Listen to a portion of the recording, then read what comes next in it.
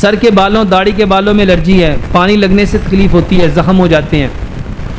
मेरे मोहतरम भाइयों, अपने सर को गाय के दूध के साथ धो, गाय के दूध के साथ, गाय के दूध के साथ अपने सर को धो।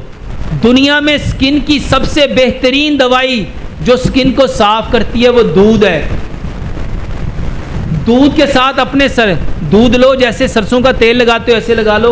और इसके अलावा एलोवेरा जेल, एलोवेरा जेल, ये जो कवाल गंधक है इसका पेस्ट निकालो और इसको मेरे मोहतरम भाइयों इसमें हल्दी मिला के इसको मिक्स करके इसको सर पे लगाओ, ये सर का बेहतरीन इलाज है।